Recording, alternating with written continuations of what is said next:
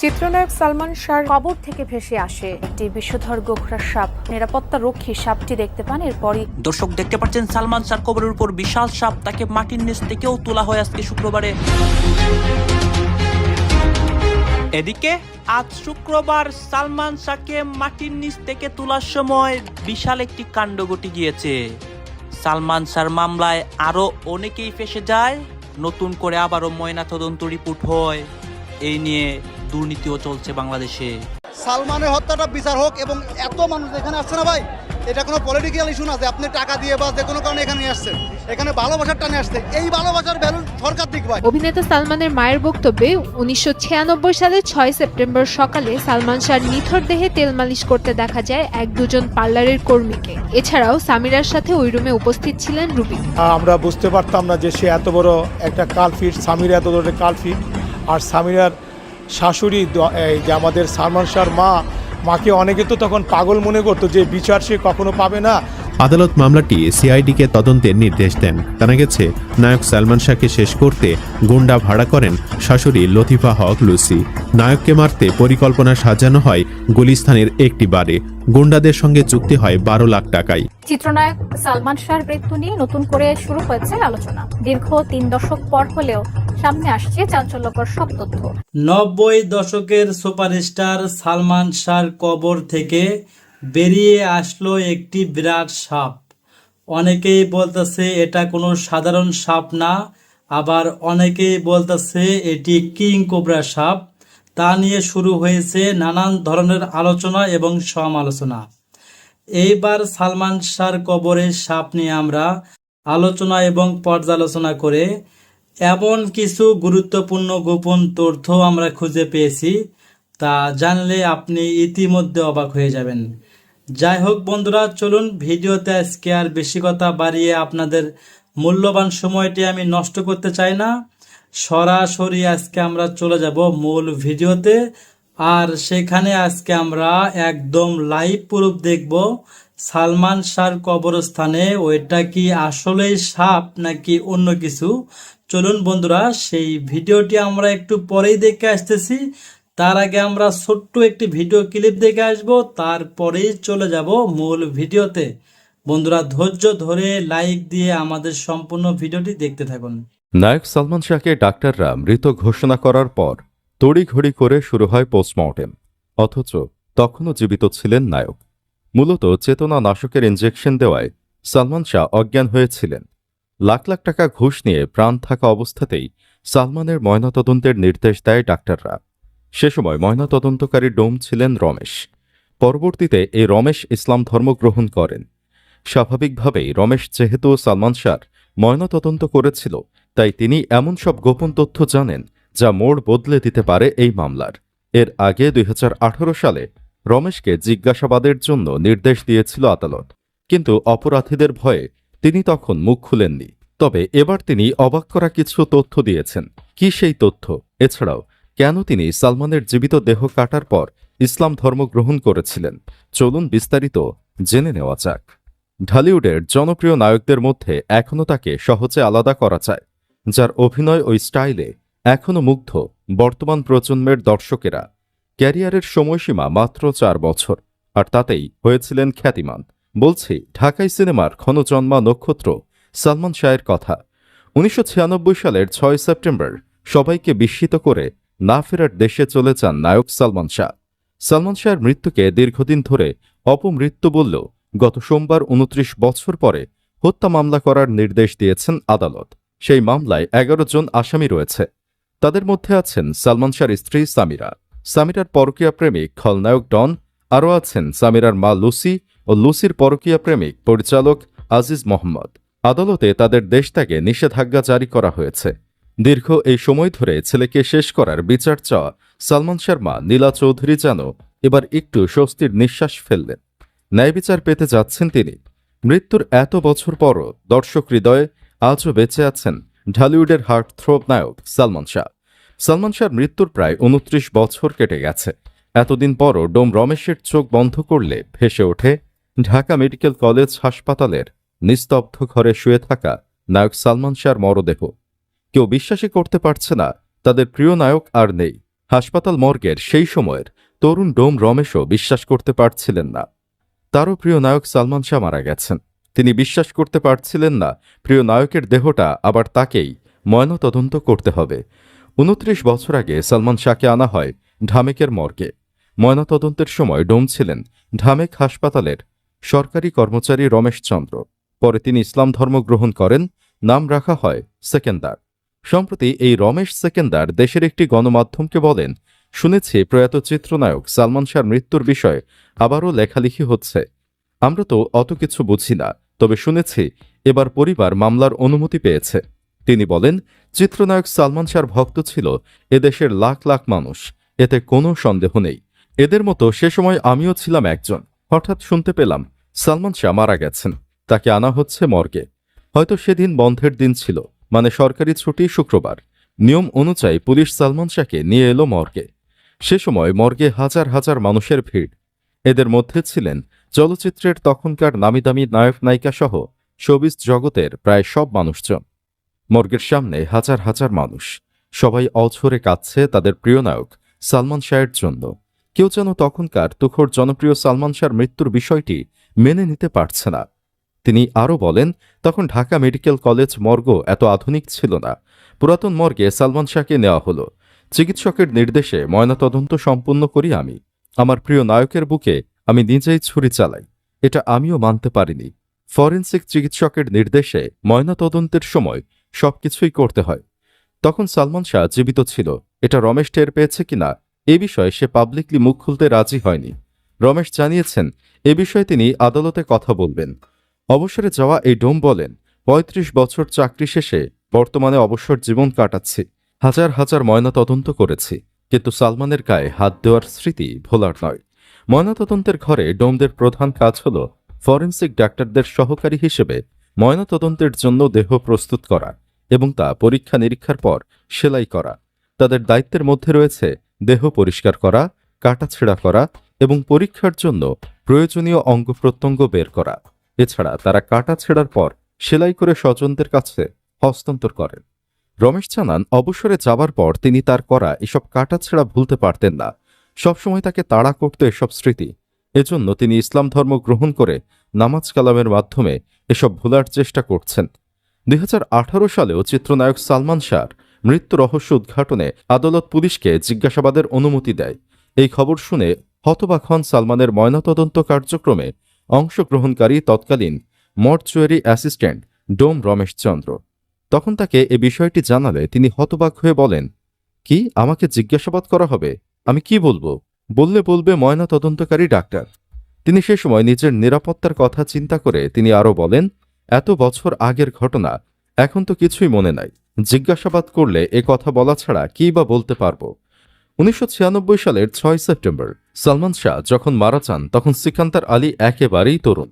এ প্রতিবেদকের সঙ্গে আলাপকালে সিকান্দার আলী বলেন, যতদূর মনে পড়ে তৎকালীন ফরেনসিক মেডিসিন বিভাগের ডাক্তার তেজেন দাস ও ডাক্তার বারি নামে দুজন চিকিৎসক সালমান শাহর ময়নাতদন্ত করেছিলেন।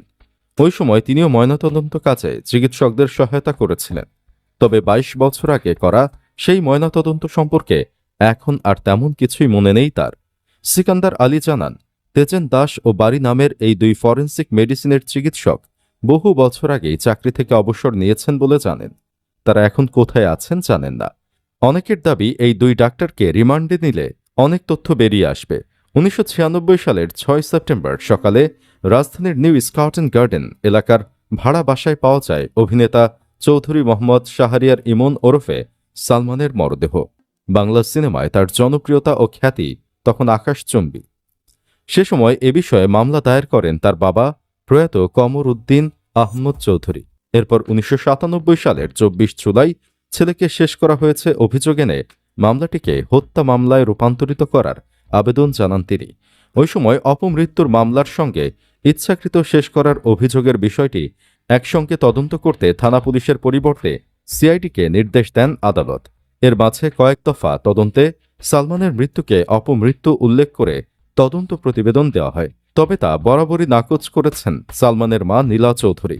এ অবস্থায় 2016 সালের শেষ দিকে পুলিশ ব্যুরো অফ ইনভেস্টিগেশনকে নতুন করে এ মামলার তদন্তভার দেওয়া হয়। 2020 সালের 24 ফেব্রুয়ারি সংবাদ সম্মেলন করে পিবিআইও জানায় সালমানের অপমৃত্যু ছিল। 2021 সালের 25 ফেব্রুয়ারি 600 পৃষ্ঠার তদন্ত প্রতিবেদন আদালতে জমা দেন পিবিআইয়ের পুলিশ পরিদর্শক সিরাজুল ইসলাম। সেই প্রতিবেদনের বিরুদ্ধে নারাজি আবেদন করেন সালমান শাহের মা নীলা চৌধুরীর আইনজীবী ফারুক আহমদ। 2021 সালের 31 অক্টোবর সেই আবেদন খারিজ করে দেন ঢাকার মেট্রোপলিটন ম্যাজিস্ট্রেট মামুনুর রশিদ। এরপর সেই আদেশের বিরুদ্ধে রিভিশন মামলা করেন নীলা চৌধুরী। গত 20 অক্টোবর ঢাকার 6ষ্ঠ অতিরিক্ত মহানগর দায়রা জজ মোহাম্মদ জান্নাতুল ফেরদৌস ইবনে হক এই আবেদন মঞ্জুর করেন এবং সালমান শাহের মৃত্যুর ঘটনায় রমনা থানার ভারপ্রাপ্ত কর্মকর্তাকে নতুন করে মামলা গ্রহণ ও তদন্ত করে প্রতিবেদন দাখিলের নির্দেশ দেন।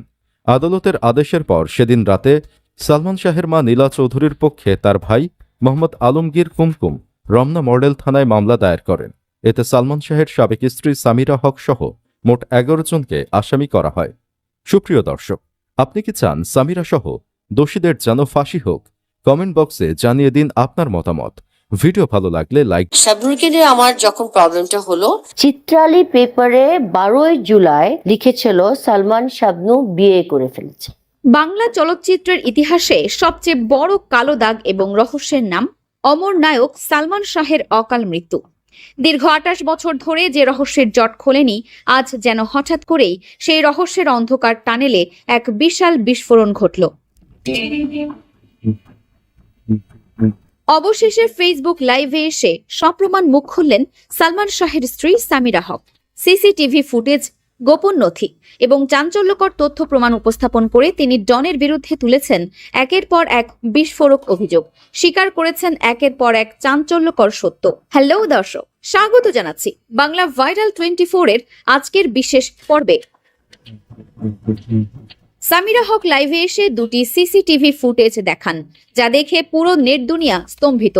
একটি ফুটেজে সালমান শাহকে অচেতন করার পর বস্তাবন্দি করার দৃশ্য এবং অন্যটিতে বাসা থেকে বের করে নিয়ে যাওয়ার চিত্র ফুটে উঠেছে। একই সাথে ডন, সামিরা এবং সালমান শাহের মা নীলা চৌধুরীর মধ্যকার জটিল মনস্তাত্ত্বিক সম্পর্কের গল্প আজ নতুন মোড় নিয়েছে। কি রয়েছে সেই সিসিটিভি ফুটেজে? কেন সামিরা ডনের সাথে হাত মিলিয়েছিলেন? আর কেনই বা ডন গ্রেফতার হওয়ার পর এবার সামিরার উপর ঝুলছে গ্রেফতারের খড়গ? বিস্তারিত জানতে আজকের ভিডিওটি একদম শেষ পর্যন্ত দেখুন। ঘটনার আকস্মিকতায় হতবাক সিনেপাড়া ও সাধারণ দর্শকেরা।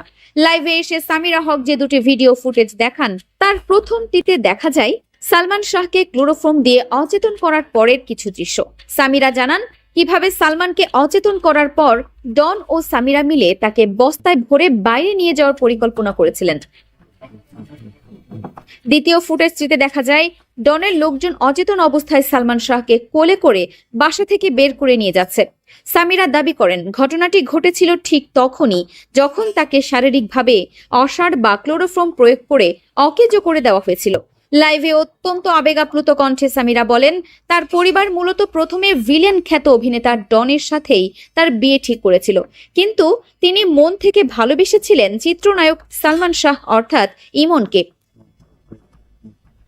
সামিরা দাবি করেন তার জীবন থেকে ইমনকে সরিয়ে দিতেই নাকি ডন এবং তার পরিবার এই গভীর ষড়যন্ত্রে লিপ্ত হয়। সামিরা আরো বলেন ইমনকে বিয়ে করাটা শুধু আমার একার সিদ্ধান্ত ছিল না। যদি আমার পরিবার অন্যভাবে জিনিসটা দেখতো তবে পরিস্থিতি ভিন্ন হতো, কিন্তু পরবর্তীতে সালমানকে সরিয়ে দেওয়ার জন্য ডন এই অন্ধকার খেলায় মেতে ওঠে। এক পর্যায়ে লাইভে এসে সামিরা হক এই পুরো ঘটনার সাথে সালমান শাহের মা অর্থাৎ নীলা চৌধুরীকেও টেনে আনেন। বিয়ের আগে উনি আমাকে মারাত্মকভাবে উৎসাহিত করেছিলেন, বাসায় নিয়ে আদর করেছিলেন, কিন্তু বিয়ের পর যখন দেখলেন আমার পরিবার এই বিয়েতে সম্পূর্ণ রাজি ছিল না, তখন থেকেই উনার আচরণ বদলাতে শুরু করে। সামিরার বক্তব্য অনুযায়ী নীলা চৌধুরী ছিলেন প্রচন্ড ডমিনেটিং স্বভাবের। তিনি কোনোভাবেই তার ছেলেকে অন্য কারোর সাথে শেয়ার করতে পারতেন না। অন্যদিকে সালমান শাহ নিজেও ছিলেন মারাত্মক ইমোশনাল বা আবেগপ্রবণ। সামিরার ভাষায় ইমনের ইমোশন সাধারণ লেভেলের ছিল না, তা ছিল এক ডিফারেন্ট ওয়েভ। অতিরিক্ত রাগান্বিত হওয়া আবার পর মুহূর্তেই শান্ত হয়ে যাওয়া ছিল তার স্বভাব। সামিরা দাবি করেন এই পারিবারিক অশান্তি এবং শাশুড়ির মানসিক চাপের মুখে টিকতে না পেরে তিনি এক পর্যায়ে বাধ্য হয়ে ডনের সহযোগিতার দিকে ঝুঁকে পড়েছিলেন। তবে আজ 28 বছর পর এসে এই সত্যিগুলো কেন সামনে আনছেন সামিরা? এটি কি নিজের দায় এড়ানোর চেষ্টা নাকি কোনো গভীর সত্যের প্রকাশ? অনেকে মনে করেন সামিরা ও সালমান শাহ হয়তো বাড়ি থেকে পালিয়ে বিয়ে করেছিলেন, কিন্তু লাইভে সেই ভুল ধারণাও ভাঙেন সামিরা। তিনি জানান, ইমন এবং তার বাবা মা নীলা চৌধুরী সহ নিজে গিয়ে তার দাদাবাড়ি থেকে তার বাবা মায়ের কাছ থেকে সামিরাকে নিয়ে এসেছিলেন। তখন ক্রিকেট ব্যক্তিত্ব সৈয়দ আশরাফুল হকও বিষয়টি জানতেন। সামিরা বলেন, ইমন আমাকে ছাড়া কোনোভাবেই থাকবে না বলে হুমকি দিয়েছিল। সে বলেছিল, আমি যদি তার সাথে না যাই তবে সে ছাদ থেকে লাফ দেবে। অতিরিক্ত আবেগের বশে ইমন অনেক কিছুই বলতো। সামিরা জোর দিয়ে বলেন, তিনি সালমান শাহ খ্যাতির পিছনে পৌঁছানোর আগেই ইমন মানুষটাকে ভালোবেসে বিয়ে করেছিলেন। তিনি কোনো তারকার স্ত্রী হওয়ার লোভে বিয়ে করেননি। কিন্তু বিয়ের পর যখন ডন তার জীবন থেকে বাদ পড়ে যায়, তখন থেকেই ডনের মনে গড়ে ওঠে তীব্র ক্ষোভ। সেই ক্ষোভ থেকেই ডন ও তার সঙ্গীরা সালমান শাহকে পথের কাঁটা মনে করে সরিয়ে দেওয়ার ছক কষে। আজ যখন ডন পুলিশের হাতে গ্রেফতার হয়েছে, সামিরার ওপরও কিন্তু আইনের চোখ নিবন্ধিত। কারণ এত বড় অন্যায়ের সাথে পরোক্ষ বা প্রত্যক্ষভাবে জড়িত থাকার অপরাধে সামিরাও ছাড় পাওয়ার কথা নয়। বাংলা চলচ্চিত্রের এক ধূমকেতু ছিলেন সালমান শাহ। মাত্র কয়েক বছরের ক্যারিয়ারে তিনি যা দিয়ে গেছেন তা আজও অমর হয়ে আছে। অথচ এমন এক কিংবদন্তিকে এভাবে অকালে নির্মমভাবে প্রাণ হারাতে হবে, তা দেশের কোটি দর্শক কখনো স্বপ্নেও কল্পনা করেনি। সামিরা লাইভে এসে প্রমাণ দেখালেও এটা সত্যি যে ডন ও সামিরা মিলে যদি এই কাজ করে থাকে, তবে এটি হবে বাংলা সিনেমা জগতের সবচেয়ে বড় এবং নিকৃষ্টতম বিশ্বাসঘাতকতা। ডন ইতোমধ্যে আইনের হেফাজতে। খুব শীঘ্রই তদন্তের জালে সামিরা হকও গ্রেফতার হবেন বলে মনে করা হচ্ছে। তখনই পুরোপুরি উন্মোচিত হবে কোন ভুলের খেসারত দিতে গিয়ে সালমান শাহকে তার জীবন দিতে হয়েছিল। দীর্ঘ 28 বছর ধরে সালমান শাহের মা নীলা চৌধুরী এই মামলার বিচার পাওয়ার জন্য দরজায় দরজায় ঘুরেছেন, চোখের জল ফেলেছেন। একজন মা হিসেবে তিনি তার সন্তানের নির্মম হত্যার সঠিক ও চূড়ান্ত বিচার পাওয়ার শতভাগ অধিকারী। পবিত্র কোরআন ও আইনের বিধান অনুযায়ী অন্যায় করে কেউ চিরদিন পার পায় না, সত্য একদিন না একদিন প্রকাশ পাবেই। আজ ডনের গ্রেফতার এবং সামিরার লাইভে প্রমাণ উপস্থাপন করে যে প্রকৃতির বিচারে কেউ ছাড় পায় না। প্রিয় দর্শক, সামিরা হকের লাইভে এসে এভাবে প্রমাণ উপস্থাপন এবং ডনের বিরুদ্ধে বক্তব্য দেওয়াকে আপনি কিভাবে দেখছেন? এটি কি সালমান শাহ হত্যার রহস্যের চূড়ান্ত সমাধান আনবে? সামিরা কি তার অপরাধের দায় এড়াতে পারবেন? আপনার মূল্যবান বক্তব্য আমাদের কমেন্ট বক্সে লিখে জানান। সালমান শাহর বেডরুম পর্যন্ত ডনের যাতায়াত ছিল, তো ওই সৌহার্দ্যপূর্ণ সম্পর্কের ভিতরে পরবর্তীতে যখন ডন আসলে এখানে তখনই অপরাধী হয় যখন রিজভির জবানবন্দিটা চলে আসে। রিজভির জবানবন্দিতে ডনের যে ভূমিকা, এই ভূমিকায় তো আসলে ডন পুরোপুরি মানে পর্দায়ও ভিলেন, বাস্তবেও ভিলেন। এখন এইটা কতটুকু সত্য কতটুকু মিথ্যা এটা তো আদালত বিচার করবে, আইন প্রশাসন বিচার করবে। অতীতে যারা তদন্ত করছে তারাও অনেক বিষয়ে আমলে নেয় নাই খুব গুরুত্ব সহকারে। যেমন যে সিলিং ফ্যানের কথা বারবার বলা হয়, ওই সিলিং ফ্যান একটা মানুষ যদি ওই সিলিং ফ্যানে ঝোলে, ওই সিলিং ফ্যানে ওই ধরনের আলামত কিন্তু নাই। সিলিং ফ্যানের উপরে যে বাটি থাকে, ওই বাটিটার উপরে যখন রশি গিট দেওয়া হয়েছে ওইটার চাপে কিন্তু ভেঙে যাওয়ার কথা, কিচ্ছু হয় না, একদম অক্ষত অবস্থায় আছে। এবং যেই রশিতে ঝুলে কথা বলা হয় ওইটা হচ্ছে একটা স্কিপিং রোপ এবং আরেকটা হচ্ছে আয়রনের যেই তার থাকে ওই তারটা, দুইটা গিট দিয়ে ওই ইয়াতে ফ্যানের সাথে বাঁধা হয়েছে। এবং অনেক ভক্তর সাথেই মানে ফেসবুকে যারা অ্যাক্টিভ সালমান শাহ বিষয়ে, তাদের সাথে উনি নিজে থেকে যোগাযোগ করতো এবং তাদেরকে বোঝানোর চেষ্টা করতো। অনেকে বাসায় ইনভেস্ট করতো। ডন তো একটা স্টেটমেন্ট দিলেন যে আমি নিজে আত্মসমর্পণ, পালিয়ে তো যায়নি। পালিয়ে যায়নি, তাহলে আত্মসমর্পণ কি করছে?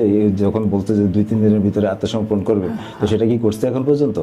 আমার তো মনে হয় না মানে এরকম কিছু ঘটছে। এই ঘটনা সালমান শাহের সাথে ঘটছে, সেম ঘটনা যদি ওই ফ্ল্যাটে সামিরার সাথে ঘটতো তাহলে সালমান শাহ দায় এড়াতে পারতো বা উনি ওই ঘটনা থেকে নিস্তার পেতেন, যেটা সামিরা এখন খুব সহজে এড়াইতে চাইতেছেন।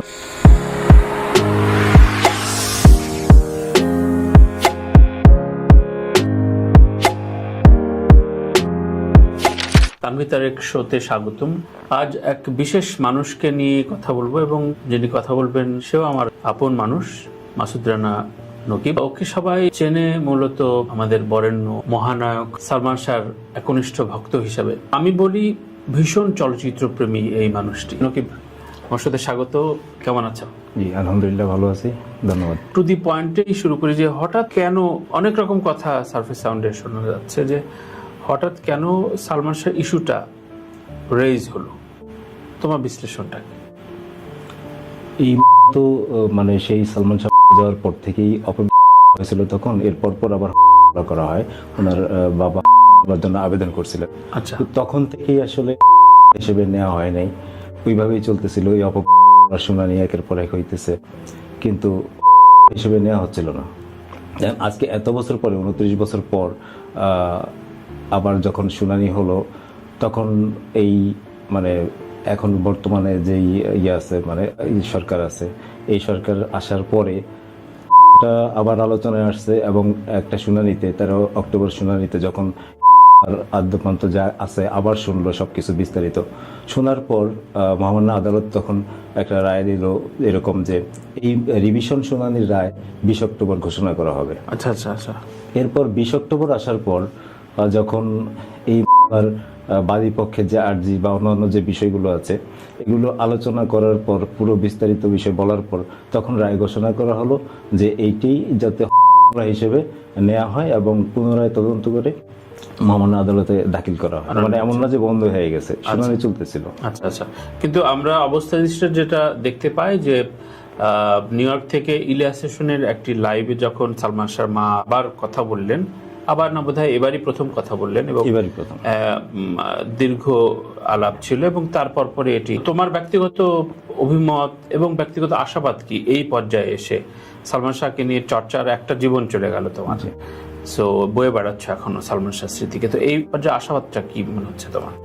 এখন আমরা বিশ্বাস করি সালমান শাহ করা হয়েছে, সেই জায়গা থেকে এত বছর পরে যেহেতু হিসেবে আমলে নেওয়া হয়েছে এবং পুনরায় তদন্ত করার নির্দেশ দেওয়া হয়েছে, আশা করি এই ঘটনার নেপথ্যে যে সত্য আছে সেই সত্য বেরিয়ে আসবে এবং এই মৃত্যুর নেপথ্যে যাদের দায় আছে তারা অবশ্যই মানে শাস্তি পাবে।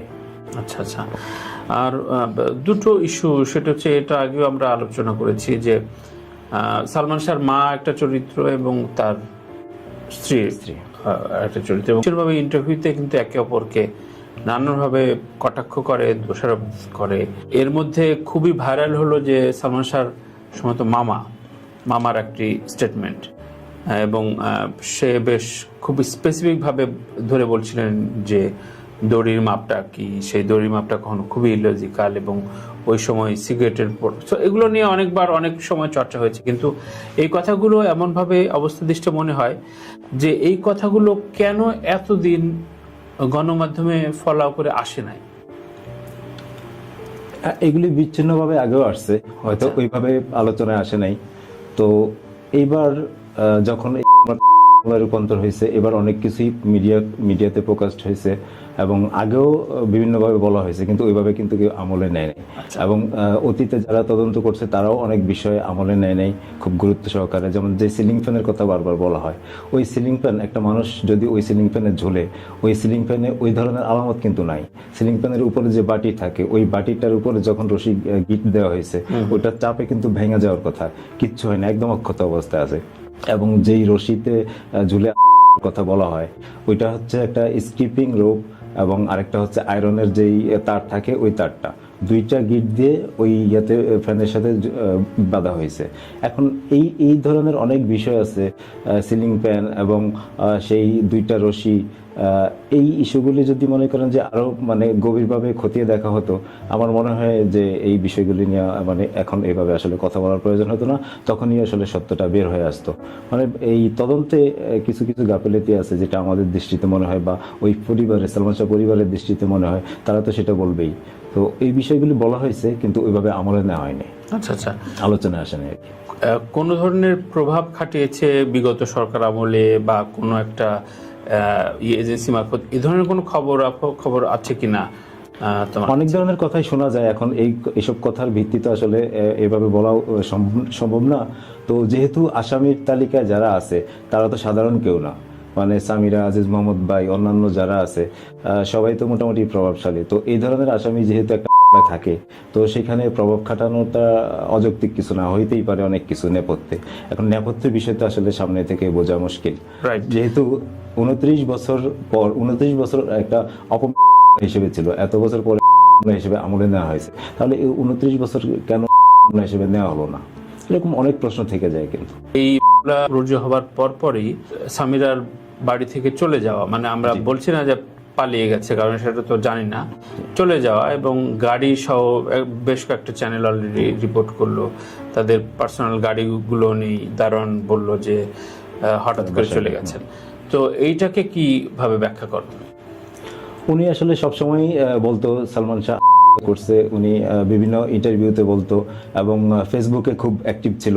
একটা সময় ওয়ার্ডপ্রেস খুলেও সেখানে মানে তার লেখালেখি বা বিভিন্নভাবে বিভিন্ন ডকুমেন্ট দিয়ে বলার চেষ্টা করতো যে সালমান শাহ করছে, এবং যারা মানে তার বিচার চায়, সালমান শাহ বিশ্বাস করে এবং বিচার চায়, তাদের সাথে যোগাযোগ করতো, তাদেরকে বোঝানোর চেষ্টা করতো যে সালমান যোগাযোগ করতে। হ্যাঁ, যোগাযোগ করতে। আমার সাথেও যোগাযোগ হয়েছে, আমার সাথেও কথা হয়েছে, এবং অনেক ভক্তর সাথেই মানে ফেসবুকে যারা অ্যাক্টিভ সালমান শাহ বিষয়ে, তাদের সাথে উনি নিজে থেকে যোগাযোগ করতো এবং তাদেরকে বোঝানোর চেষ্টা করতো। অনেকে বাসায় ইনভাইট করতো, অনেকে বোঝাতো মানে সালমান শাহ করছে এটা নিয়ে যাতে আর কথা না বলে, কি মানে যে গেছে তাকে শান্তিতে থাকতে দাও, এটা সেটা নানান ধরনের কথা বলতো। মোট কথা মানুষকে বোঝানোর চেষ্টা করতো যে সালমান শাহ করছে, কিছু ডকুমেন্ট দিত, মামলার নথিপত্র বা অন্যান্য বিষয়। তো উনি আসলে এই কাজগুলি খুব অ্যাক্টিভ ভাবে করতো, এবং এইবারও উনি 19 অক্টোবর পর্যন্ত খুব অ্যাক্টিভ ছিল ফেসবুকে। বিভিন্ন পোস্টে কমেন্ট করতো, রিপ্লাই দিত, বা অন্যের পোস্টে অন্যের কমেন্টে রিপ্লাই দিত। এই কাজগুলি খুব সক্রিয়ভাবে করতো। মোট কথা উনি তার বিষয়টারে এস্টাবলিশ করার জন্য যা যা করণীয় সেটাই উনি মানে সোশ্যাল মিডিয়াতে করছে। তো 19 তারিখ পর্যন্ত উনি অ্যাক্টিভ ছিল। 20 তারিখে যখন রায় হলো, এরপর থেকে আর ওনার কোনো খোঁজ খবর নেই। ওনার বিভিন্ন ফোন নাম্বার বা ফেসবুক সমস্ত কিছু মানে একদম স্থবির। মানে এটাকে কিভাবে দেখছো তুমি? এখন উনি যদি আসলে অপরাধী নাই হইতো, ওনার এই সাথে যদি সংশ্লিষ্টতা নাই থাকতো, তাহলে উনি এত হঠাৎ করে মানে চুপ হয়ে গেলেন কেন? আর ওনার মানে বাড়িতে নাই, তার মানে একরকম পালিয়ে যাওয়া। তো উনি যদি আসলে একদম ক্লিন ইমেজের হইতো, অবশ্যই উনি পুলিশের সাথে যোগাযোগ করতো, বা উনি ওনার যেটা আসলে করণীয় সেটা করতো। তো পালিয়ে যাওয়ার তো কোনো দরকার ছিল না। আবার দেখলাম ওনার এখনকার বর্তমান যে স্বামী, উনি মহামান্য হাইকোর্টে গিয়ে বা হাইকোর্টের বারান্দায় দাঁড়িয়ে আছেন, একটা গণমাধ্যমে এসেছে। তার মানে ওনারা আগাম জামিনের চেষ্টা করতেছেন, সেটা করবেই। তো আগাম জামিন নিয়ে হয়তো বা আবার প্রকাশ্যে আসবেন, এরকম চিন্তা ভাবনা আছে। এখন যেহেতু হয়েছে, তো পুলিশ তো তাদেরকে করবে, এটাই স্বাভাবিক। বিপরীতে তাদেরকে করা উচিত না? তো 20 তারিখ রাতে, 21 তারিখে যখন হয়েছে, এরপর থেকে আজকে কত তারিখ, 6 তারিখ, বা তো এখন পর্যন্ত কিন্তু পুলিশ তাদের করে নাই, বা তাদের এই তথ্য প্রযুক্তির যুগে মানে তাদের কোনো হদিশ পাওয়া যাচ্ছে না যারা আসামি, দেশের অভ্যন্তরে যারা আছে। তো এই মামলারই আরেক আসামি ডন সাহেব, উনিও ফেসবুকে মোটামুটি অ্যাক্টিভ দেখি, বিভিন্ন জায়গায় কমেন্ট করে। তো যেহেতু তো আসামি তো করতে হবে, তো কোনো আলামত। ডন তো একটা স্টেটমেন্ট দিলেন যে আমি নিজে আত্মসমর্পণ, পালিয়ে তো যায়নি। পালিয়ে যায়নি, তাহলে আত্মসমর্পণ কি করতে? যখন বলতে যে 2-3 দিনের ভিতরে আত্মসমর্পণ করবে, তো সেটা কি করছে এখন পর্যন্ত? আমার তো মনে হয় না মানে এরকম কিছু ঘটছে। ঘটলে তো অবশ্যই মিডিয়াতে আসতো। আচ্ছা আচ্ছা, আমি জানি সালমান শাহকে নিয়ে নকিবের মতো গবেষণা কেউ করেনি, এটা খুব বোল্ডলি বলা যায়। তারপর আমি সালমান শাহর ঘিরে যে 4-5টা চরিত্র সম্পর্কে মূল্যায়ন শুনতে চাইবো। সালমান শাহর মা, তুমি তাকে কিভাবে মূল্যায়ন করো? এখন উনি তো মা, ওনার গর্ভ থেকে জন্ম নিয়েছেন ইমন, এবং পরবর্তীতে সালমান শাহ হয়েছেন। তো মায়ের তো সন্তানকে ঘিরে একটা ভালো লাগা, ভালোবাসা থাকবেই। উনি ছেলে হারাইছেন। তো আমরা যেহেতু ওনার ছেলের ভক্ত, পর্দায় ওনার অভিনয় দেখে ভক্ত হয়েছি। তো উনি যেই ছেলে জন্ম দিয়েছেন, ওনার কিরকম লাগে উনি ভালো জানেন। সেটা তো আসলে আমরা ওই ফিলিংসটা আমরা হয়তো বা বুঝবো না। তো ওনার জায়গা থেকে উনি রাইট আছেন, এবং উনি ওনার ছেলের বিচার চান, এটা তো চাওয়ার দোষের কিছু না। তো এখন উনি যখনই বিচার চান, তখনই মানে ওনাকে ঘিরে বিভিন্ন ধরনের গুজব বা বিভিন্ন ধরনের রসালো বক্তব্য ছড়িয়ে দেওয়া হয়। ওই আলোচনাগুলি সামনে নিয়ে আসা হয় যে ওনার রাজনৈতিক বিষয় নিয়ে বা অন্যান্য বিষয় নিয়ে, ব্যক্তিগত চরিত্র নিয়ে এই ধরনের যে মন্তব্যগুলি চলে আসে সামনে। এইটা মানে সবসময় একটা মানে দেখছি যে যখনই সালমান শাহর বিষয়টা আলোচনায় আসে, তখনই এই বিষয়গুলি সামনে চলে আসে। এটা কেন? মানে মূল বিষয়টি ফোকাসে না রেখে। এখন উনি যেহেতু রাজনীতি করছেন, এবং উনি এরশাদের রাজনীতি করছেন, এরশাদ সাহেব যখন জেলে ছিলেন তখন কিন্তু উনি সক্রিয় রাজনীতিবিদ। হ্যাঁ, উনি এরশাদ সাহেবের মুক্তির বিষয়ে আন্দোলন করছেন, বা ওই সময় উনি সক্রিয় ছিলেন। তো উনি যেহেতু ওই দলের একটা অংশ ছিলেন, তো উনি রাজনীতি করবেন না? উনি ওই বিষয় নিয়ে কথা বলবেন না? তো এই বিষয় নিয়ে যখন আলোচনা হয়, চরিত্র স্খলনের চেষ্টা করা হয়, এটা করা হয়, বরাবরই মানে করা হচ্ছে, এবং এখনো যে মানে করা হয় না এমন না, এখনো এইসব বিষয়গুলি নিয়ে সামনে টাইনে আনা হয়। তো এটা আমি মনে করি যে এই বিষয়গুলি টানা হেঁচড়া করার অন্যতম কারণ, যাতে সালমান শাহ ইস্যুটা স্থবির হয়ে যায় এবং ওই আলোচনাটা চলমান থাকে। তো এখন একটা মা, সে যদি খারাপও হয়, তার কি তার সন্তান বিচার চাওয়ার অধিকার নাই? সেটা নিয়ে সে কথা বলবে না? ইস্যুগুলো নিয়ে বারবারই আসে। শাবনূর তার সর্বাধিক ছবির নায়িকা এবং দুটো বিষয়ে বারবার একটু বিতর্কের মধ্যে পড়েছে। একটি ইন্টারভিউতে বলেছে যে তাকে বোন ডাকতো, পরবর্তীতে আমার এই রুমে ডন সেটিকে খুবই ডিনাই করেছে, যে খুব হাস্যকর ভাবে ডন নিজে বলেছে যে এটা তো হতে পারে না, তাদের ভেতরে অবশ্যই প্রেম ছিল, বোন ডাকবে কেন? তো এই যে অন স্ক্রিন মিথ্যাচার বা ধোঁয়াশা, কোনটা মিথ্যা কোনটা সত্য তো আমরা জানি না। শাবনূর সম্পর্কে তোমার মূল্যায়ন কি এই সালমান শাহ কেন্দ্রিক? শাবনূর একজন নায়িকা এবং মৌসুমীর সাথে যখন জুটি ভেঙে গেছে, মৌসুমীর সাথে অভিনয় করবে না, তখন কিন্তু সালমান শাহ শাবনূরকে বেছে নিয়েছেন এবং তার সাথে একের পর এক সুপার ডুপার হিট সিনেমা উপহার দিয়েছেন। তো একটা জুটি যেহেতু দাঁড়াইছে, সেই জুটি নিয়ে তো ধরেন অনেক ধরনের গসিপ গুজব থাকবেই, এবং তখনও এটা ছিল। এখন এই জুটি দিয়ে যারা সিনেমা তৈরি করেছেন এবং খুব ভালো ব্যবসা করেছেন তাদের একরকম বিষয়, আর যারা চেষ্টা করেছেন এই জুটিকে ব্যবহার করতে পারেন নাই, তারা নানাভাবে নানা সময়ে নানান ধরনের গসিপ করেছেন, এটাই স্বাভাবিক, করবেই। তো ওই সময়ে এতগুলো সিনেমার যে সর্বাধিক সিনেমার নায়িকা, যে তাকে নিয়ে এবং সালমান শাহকে নিয়ে অনেক ধরনের গুজব তখন কিন্তু চলছিল, এবং প্রচ্ছদ সর্বস্ব ম্যাগাজিন বা সিনে সাপ্তাহিকী বা সিনে পত্রিকা যা ছিল, সেখানে নানা ধরনের গুজব, নানা ধরনের মিথ্যাচার এবং মানে তখন মন গড়া অনেক নিউজ প্রকাশিত হয়েছে। এইটা আসলে কেন, কে বা কারা করেছে তারা ভালো জানে।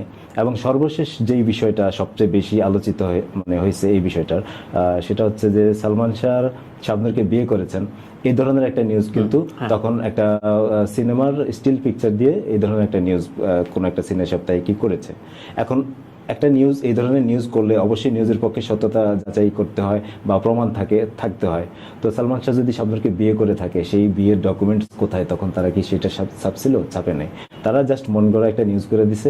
এবং এই নিউজের পরিপ্রেক্ষিতে যে কি হইতে পারে পরবর্তীতে, সালমান শাহ কত ধরনের মানে ঝামেলা পোহাইতে হইতে পারে, এটা তারা চিন্তা করে নেয় হয়তো, বা যদি করতো তাহলে এই ধরনের মিথ্যাচার নিউজ করতো না। এখন এই নিউজ কারা, কেন, কিভাবে করাইছে সেটা তারা ভালো জানে। এই বিষয়গুলো তদন্ত হওয়া উচিত। কারণ হচ্ছে সেই সময় কিন্তু সালমান শাহ শাবনূর জুটি খুব আলোড়ন সৃষ্টিকারী একটি জুটি ছিল, এবং মানে তাদেরকে ঘিরে অনেক রসালো গুজব ছিল।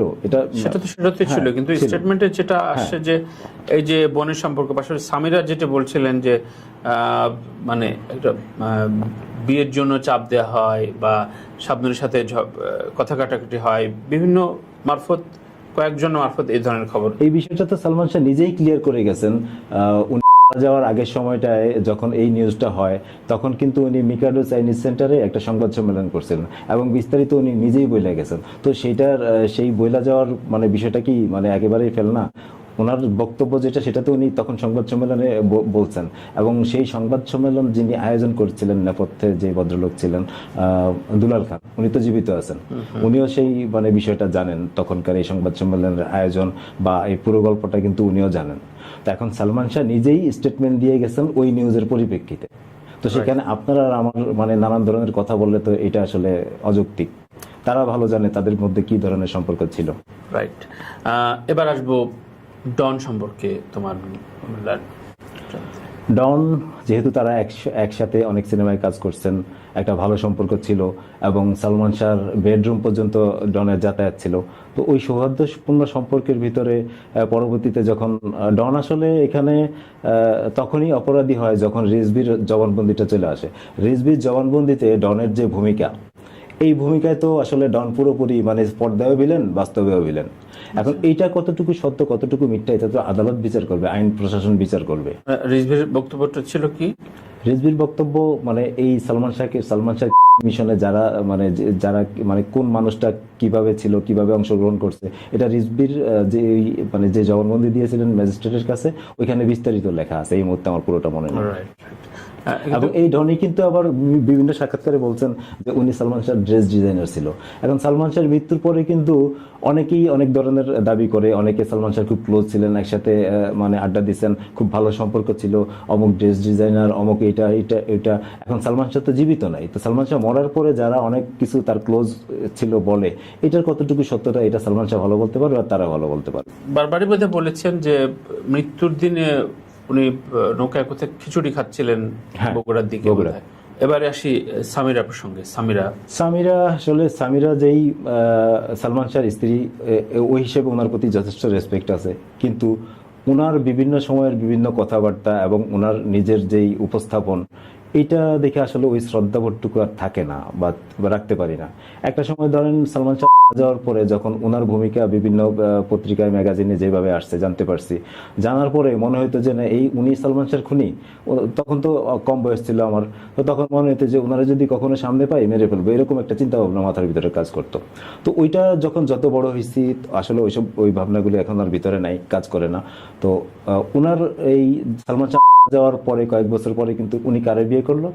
সালমান শাহরই খুব ক্লোজ বন্ধু বা কাছের বন্ধু, তারে বিয়ে করছে। তো ওই ভদ্রলোক এই সালমান শাহ ইস্যু থেকে, এই মামলা বিভিন্ন ঝামেলা থেকে কিন্তু ডাল হিসেবে সামিরাকে বিভিন্নভাবে রক্ষা করছে এবং গণমাধ্যমের মুখোমুখি হতে দেয় নাই কখনো। উনি নিজে সামনে থেকে কথা বলছেন। তখন বলা হয়তো এরকম যে, আমি যখন বারবার বলতাম যে উনি বিভিন্ন মাধ্যমে সালমান শাহ করছে, বলার চেষ্টা করতো ফেসবুকে, সোশ্যাল মিডিয়াতে, তো তখন ওনারা বলতাম যে আপনি মিডিয়াতে আসেন, মিডিয়াতে কথা বলেন, আপনার শোর কথা বললাম, নাজিম জয়ের শোর কথা বললাম। তো তখন উনি আসলে ওইভাবে এড়িয়ে যেত বিষয়গুলো। তো তখন বলা হয়তো এরকম যে সামিরার ক্যামেরা ফোবিয়া আছে, ক্যামেরা ফোবিয়ার কথা বলে এড়িয়ে যেত এবং সামনে এসে কথা বলতে সামিরার যেই তখনকার স্বামী ছিল মুস্তাক ওয়াইজ, ওই ভদ্রলোক কথা বলতো। তো একটা সময় যখন পিবিআইর তদন্ত প্রতিবেদন দাখিল করা হলো, জমা দেওয়া হলো, তারপরে দেখলাম উনি ইউটিউবার বাসায় ডেকে নিয়ে কথা বলেন। পরবর্তীতে সুপন রায়, যিনি সালমান শাহকে নিয়ে বই লিখেছেন, ওনাকে ডেকে নিয়ে কথা বললেন এবং এরপর একের পর এক বিভিন্ন গণমাধ্যমে উনি কথা বললেন। এবং ওনার কথা বলার ধরন বা উনি যেভাবে কথা বলে, মানে বিন্দুমাত্র সালমান শাহর প্রতি ওনার রেসপেক্ট দেখি না, সালমান শাহর মায়ের প্রতিও না। এবং মানে এই বিষয়ে ওনার কথাবার্তা বলার ধরন, এবং এই যে তখন যেই মুস্তাক সাহেব, ওনার সাথে কিন্তু ডিভোর্স হয়ে গেছে, ওনার সাথে ডিভোর্স হওয়ার পরে উনি আরেকজন ভদ্রলোকের বিয়ে করছেন, এখন বর্তমানে যার কাছে আছেন। তো এই যে ওনার মানে একের পর এক বিয়ে, যদিও এটা ওনার ব্যক্তিগত বিষয়, তো এইসব দেখলে আর ওনার প্রতি শ্রদ্ধাটা থাকে না। এবং সালমান শাহর প্রতি যেই মানুষের শ্রদ্ধা নাই, সালমান শাহর পরিবারের প্রতি যেই মানুষের শ্রদ্ধা নাই, তার প্রতি শ্রদ্ধা কিভাবে আসবে বলেন? খুবই স্পষ্ট তোমার মূল্যায়নগুলো, নিশ্চয়ই তার অগণিত ভক্তদের ভেতরেও এটা মানে বিচ্ছুরণ ঘটাবে। কিন্তু অবশ্য আমরা তো চাই, 30 বছর প্রায় হয়ে গেল এটার সামিরার বিষয়ে আরেকটু কথা বলি। সেটা হচ্ছে, ধরেন উনি চাইলেই কিন্তু শাওন হইতে পারতো, হুমায়ুন আহমেদ স্যারের স্ত্রী। তো ওইটা জানি না ওনার পক্ষে হওয়া সম্ভব ছিল কিনা।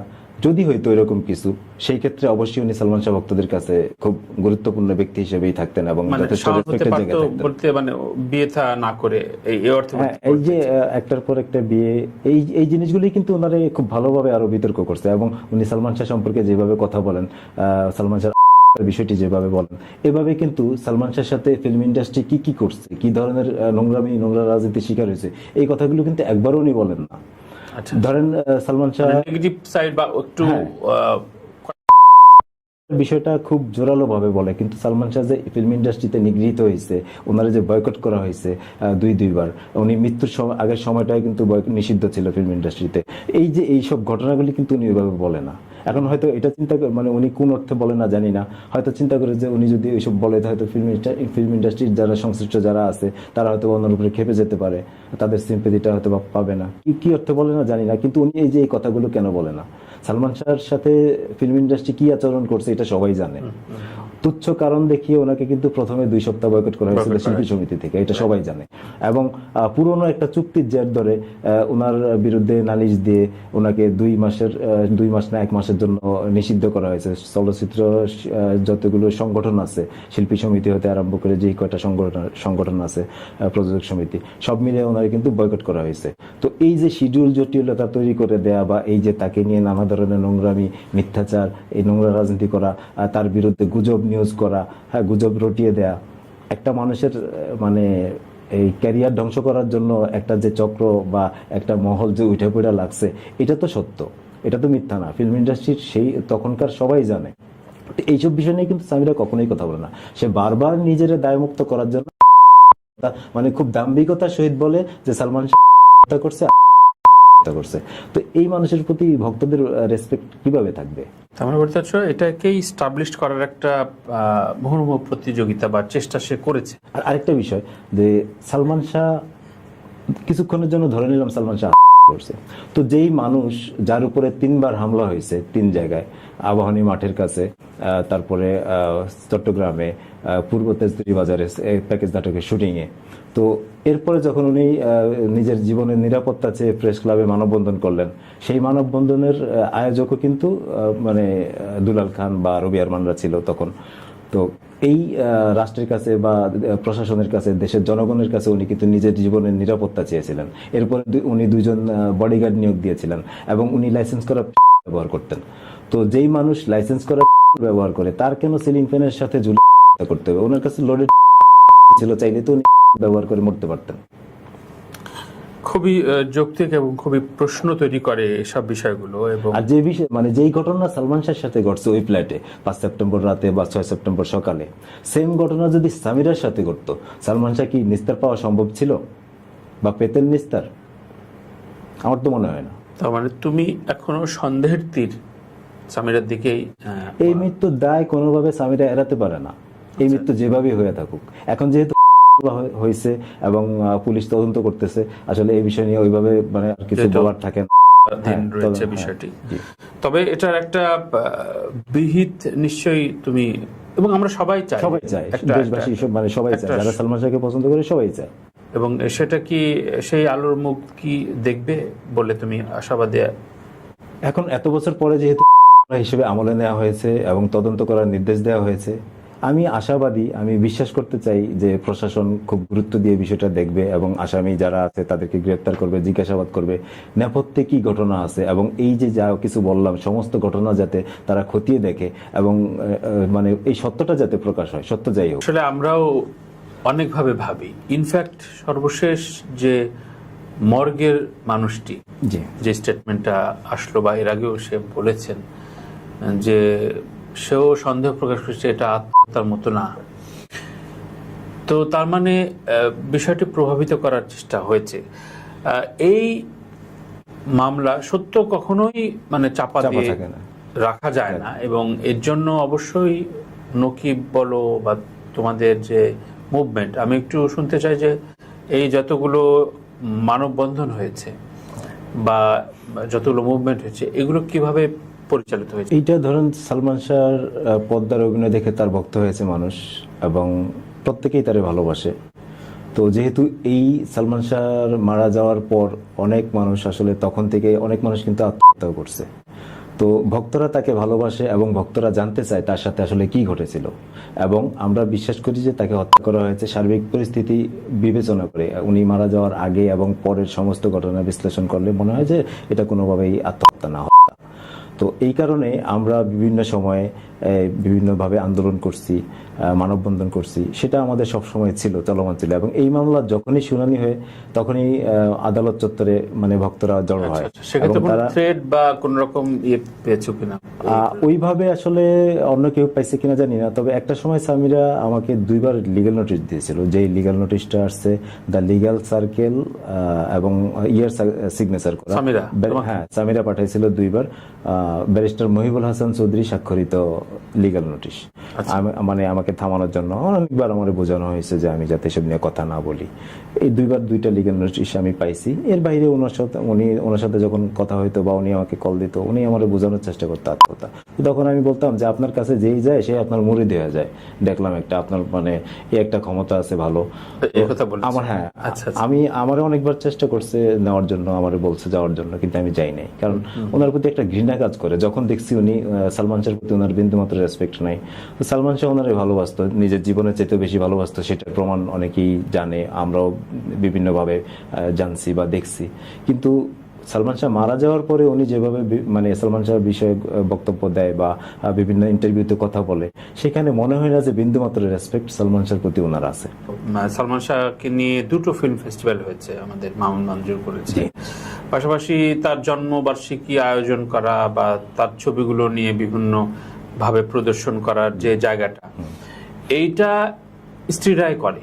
মানে যদি এই যে তারেক মাসুদ মারা গেল, ক্যাথরিন মাসুদ কিন্তু অনেকগুলো মুভমেন্টের কাজ করেছে, করে যাচ্ছে। মান্না সাহেব মারা যাওয়ার পরে ওনার স্ত্রীও কিন্তু ওনার স্মৃতি ধরে রাখার জন্য কন্টিনিউয়াস করে যাচ্ছেন। সো ওই জায়গাগুলো কি কখনো সামিরা ইনভলভ হয়েছে কখনো? না না না, ওনারে ধরেন আমিও কয়েকবার বলছিলাম যে আপনি আসলে সালমান শাহর জন্য কি করছেন, আপনি স্ত্রী হিসেবে তো আপনার অনেক কিছু করণীয় ছিল। যেমন এখন সিনেপ্লেক্সের যুগ, সালমান শাহ সেই সময় 90 দশকের যে সিনেমাগুলো করছে এখন অনেকে দেখতে চায়, বড় পর্দায় দেখতে চায়। যেমন এই ফিল্ম আর্কাইভের সামনে একটা প্রদর্শনী আছে কিয়ামত থেকে কিয়ামতের, ওনাদের নিজেদের সাপ্তাহিক প্রদর্শনী। এরকম মাঝে মধ্যে বিভিন্ন জায়গায় প্রদর্শনী হয় বা পুরোনো হলগুলিতে ওনার সিনেমা আবারও রিলিজ দেওয়া হয়। তো এটা একটা ভালো দিক। এখন এই সিনেমা যদি ধরেন সিনেপ্লেক্সে প্রদর্শন করা হয়, সিনেপ্লেক্সে চালানোর উপযোগী করা হয়, অবশ্যই দর্শক আসবে, দেখবে। এবং বিভিন্ন জায়গায় যে প্রদর্শনী হয় সেখানে কিন্তু ভালো দর্শক হয়, এত পুরনো সিনেমা তারপরে দর্শক আসে দেখার জন্য। তো এইটা হওয়া উচিত ছিল। সালমান শাহর যেই অভিনীত সিনেমাগুলো মুক্তি পেয়েছে, এই সিনেমাগুলো সিনেপ্লেক্সে প্রদর্শন মানে উপযোগী করলে খুব বেটার হতো। এখন এইটা যদি সামিরা উদ্যোগ নিতে করতে পারতো বা উনি কোনো প্রতিষ্ঠানকে দিয়ে বা কারো মাধ্যমে এটা উনি চাইলে উদ্যোগ নিতে পারতো, সেই উদ্যোগটা কিন্তু ওনাদের পক্ষ থেকে নাই। আর পরিবারের বিষয়টা, পরিবার আসলে এই বিষয়গুলো এখন ওইভাবেই ইয়ে করে না, তারা তাদের সন্তান হারাইছে সেটার বিচার পায় নাই, মানে এসব নিয়ে তারা আসলে শোকাহত বা ওর ভিতরেই আছে। তো সামিরা চাইলেও পারতো। আচ্ছা, এইভাবে কিন্তু সে মানে যারা সালমান শাহর দর্শক ভক্ত ভালো তাদের সম্মানটা কিন্তু ধরে রাখতে পারতো, কিন্তু উনি আসলে ওইভাবে কোনো কিছু করেন না। উনি জাস্ট নিজের দায় মুক্তি করার জন্য, নিজেকে এই বিষয়টাতে ক্লিন ইমেজে দেখানোর জন্য, এবং সালমান শাহ আত্মহত্যা করছে সেটা প্রচার নিয়েই ব্যস্ত, অন্য কোনো কিছু। সামিরের সাথে সালমান শাহর মার সাথে তো সম্পর্ক ভালোই না, বাট সামিরের সাথে সালমান শাহর ভাই বা চাচা মামা কারোর সাথে কি কোনো যোগাযোগ, ভালো কথোপকথনের জায়গাটা আছে তোমার জানা মতে? না, আমার মনে হয় না নাই। এখন উনি কার কার সাথে যোগাযোগ করে বা আছে কিনা সেটা আমি জানি না। তবে সালমান শাহর বাবার ফ্যামিলির কেউই আসলে এই বিষয়ে ওইভাবে মানে আলোচনায় আসে না বা মিডিয়াতে আসে না, তারা একটু ধর্মভীরু মানুষ, ওইভাবে আসলে আলোচনায় আসে না। সালমান শাহর নানার ফ্যামিলি বিভিন্নভাবে আলোচনায় আসে। মাঝখানে ওর ছোট ভাই বেশ কয়েকটা ইন্টারভিউতে কথা বলছেন। উনি তো ওনারা তো লন্ডনে থাকেন, আর উনি আসলে ওনার ভাই হারাইছেন। আর সালমান শাহর মায়েরও একটা ভীতি কাজ করে বাংলাদেশে আসার ক্ষেত্রে বা ওই এসব বিষয় নিয়ে কথা বলার ক্ষেত্রে। সেই ক্ষেত্রে তো ধরেন সালমান শাহর ভাই যতটা সম্ভব এবারও একটা ফেসবুক লাইভে এসে অনেক কথাই বলেছেন, বিভিন্ন সময় কথা বলেন।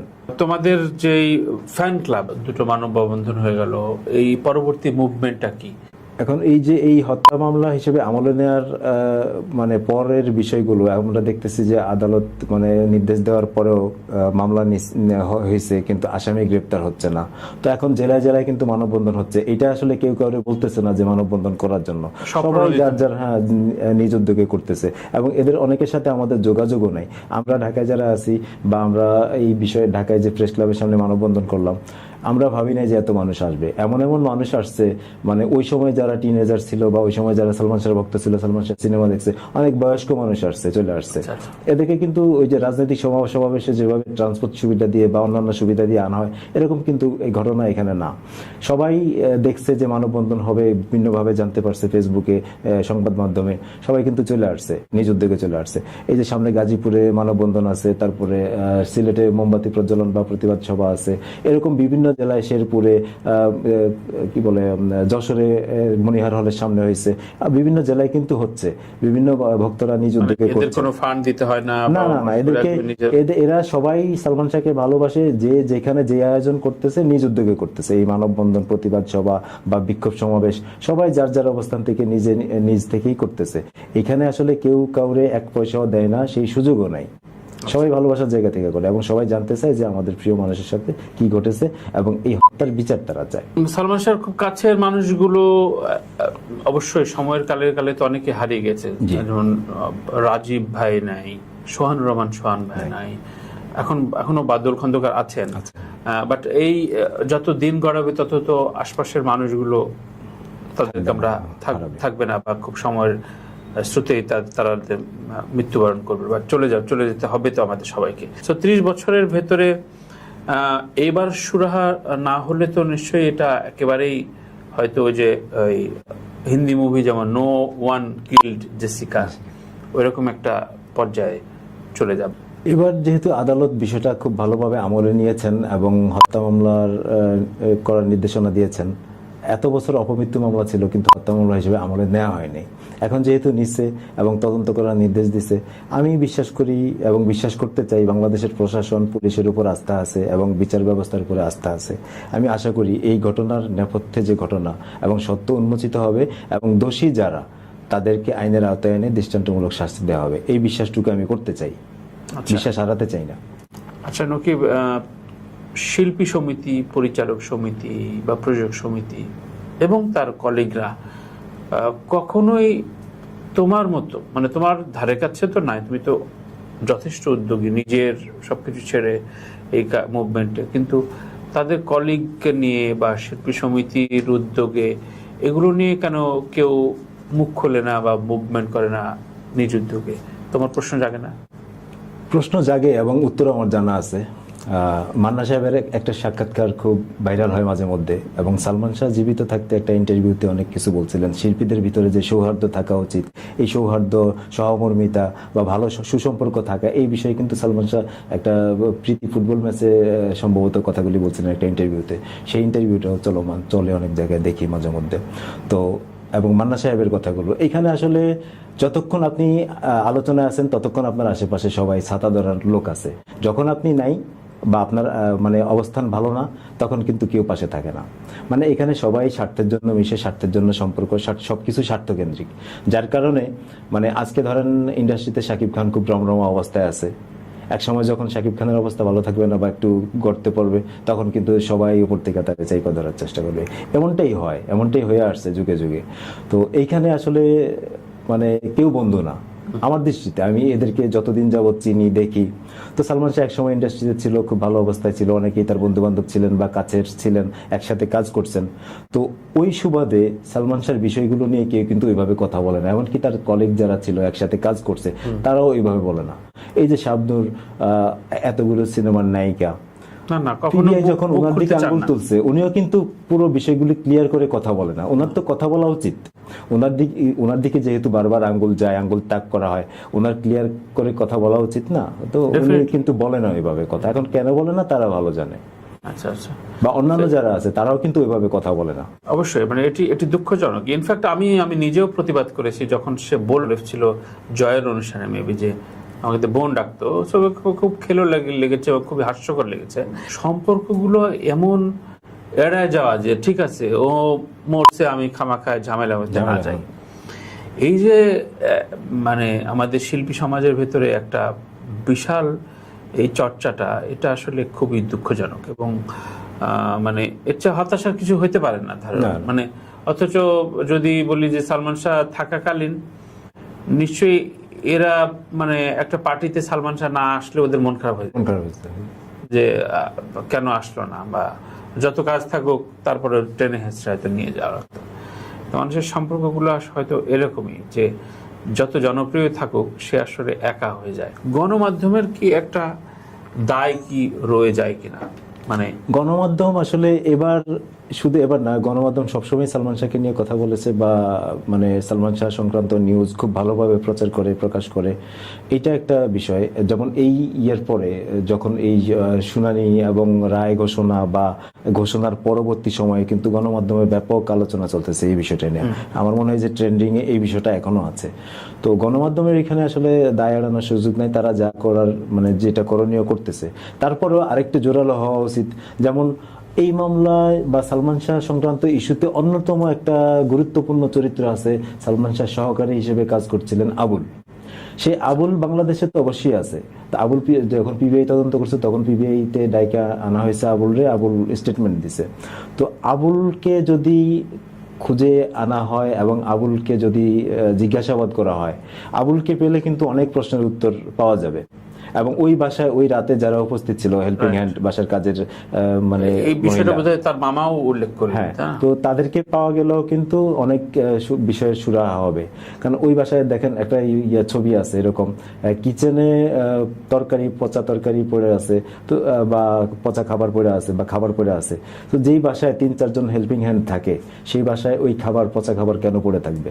বাসায় কি কাজের লোক ছিল না? 5 তারিখ রাতে এবং 6 তারিখে তারা কি এমন বিষয় নিয়ে ব্যস্ত ছিল যে এই জিনিসগুলো তারা পরিষ্কার পরিচ্ছন্ন করতে পারে নাই, পচা খাবারগুলো ফেলতে পারে নাই? অনেক আলামত কিন্তু ছিল। এখন এত বছর আগের ঘটনা, এখন তো আসলে ওই আলামত আপনি পাবেন না। যেমন এই মামলা হওয়ার পর কিন্তু পুলিশ ওই স্কাটন প্লাজার 11/B ফ্ল্যাটে কয়েকবার গেছেন, ঘুরে আসছেন। বোধহয় 2বার তোলা হয়েছিল, একবার তোলা হয়েছিল মারা যাওয়ার পরে, যখন দাফন করা হয়েছে তারপরে একবার লাশ তোলা হয়েছিল।